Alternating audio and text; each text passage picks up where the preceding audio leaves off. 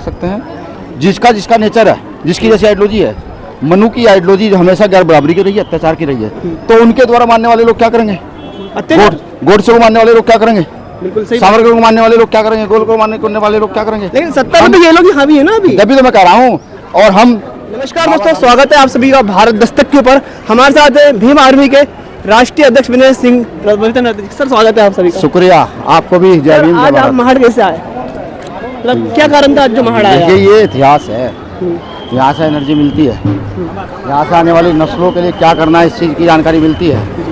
Doctor बाबा साहब अम्बेडकर ने जो आंदोलन चलाया, ये सिर्फ आंदोलन ही नहीं, ये हम लोगों के लिए बाबा साहब अम्बेडकर की एक विरासत है जी। विरासत पर आकर नमन करना, उसके दर्शन करना और उस संघर्ष को याद करना, ये प्रत्येक अम्बेडकरवादी की जिम्मेदारी है। आज भी कई यूपी हो, बिहार हो या महाराष्ट्र जातिवाद थमने का नाम नहीं ले रहा है। लगातार एट्रोसिटीज हो रही है एससी और एसटी के ऊपर। इसके बारे में भीम आर्मी को क्या कहना है? आप राष्ट्रीय अध्यक्ष। भीम आर्मी लगातार पूरे देश में लड़ रही है जी। सामाजिक स्तर पर धीरे धीरे बहुत सारे गट, पूरे संगठन पूरे देश में काम कर रहे हैं जी।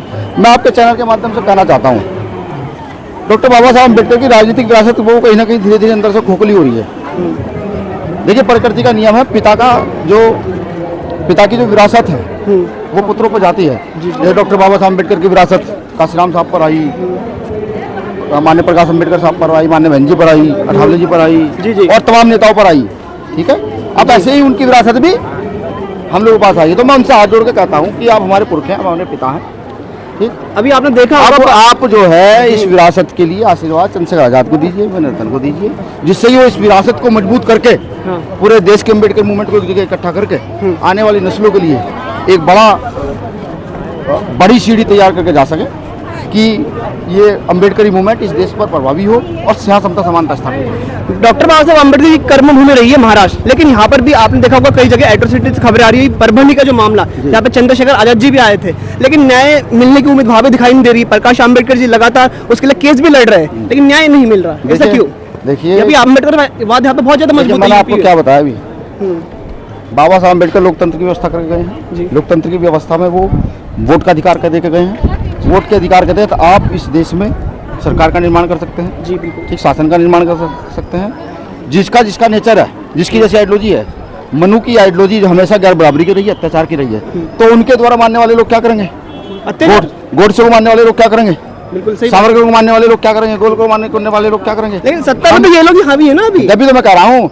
और हम बाबा साहब अम्बेडकर को मानने वाले लोग, बुद्ध को मानने वाले लोग, रैदास, नानक, कबीर, गुरु घासीदास, ज्योतिबा फुले, साहू जी महाराज, पेरियार, यूवी रामास्वामी नायकर को मानने वाले लोग, जब इनकी सत्ता स्थापित होगी, काशीराम साहब को मानने वाले लोग, तो फिर क्या होगा?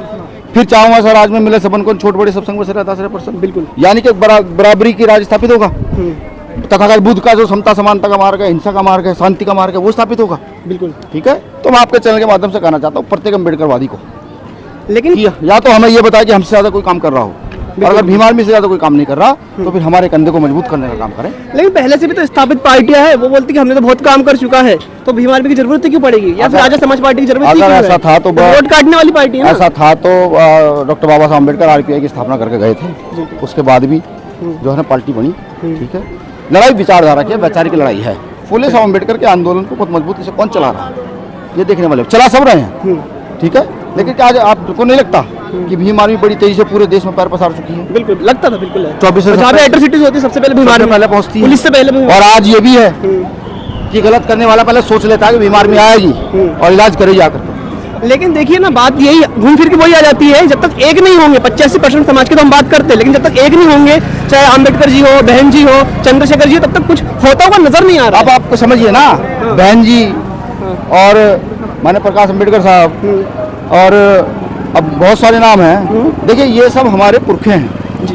ठीक है, चंद्रशेखर आजाद इनके बच्चे हैं जी। ठीक है, मैंने वो बात की ना भाई। अब जो है इन सबको विरासत के आधार पर चंद्रशेखर आजाद, क्योंकि चंद्रशेखर भाई जो है वो बाबा साहब अम्बेडकर के वैचारिक पुत्रों में से हैं जी। आज बाबा साहब अम्बेडकर का आंदोलन बड़ी मजबूती से चला रहे हैं, तो अब हमारे पिताओं का, हमारी बुआ का, इन सबका फर्ज बनता है कि चंद्रशेखर आजाद के कंधे को मजबूत करो, उसे कहें बेटा ले, ये हमारे पास अपना ये एक्सपीरियंस है, इसको भी तू ले और इस लड़ाई को मजबूत कर पूरे देश के अंदर। ठीक है, ठीक है। तो हमारे साथ विनय रतन जी थे, जो कि राष्ट्रीय अध्यक्ष भीम आर्मी के। इनका ये कहना था, आपका क्या ओपिनियन है इस बारे में नीचे कमेंट जरूर करिएगा। वीडियो को लाइक, शेयर और चैनल को सब्सक्राइब करना बिल्कुल भी ना भूलें।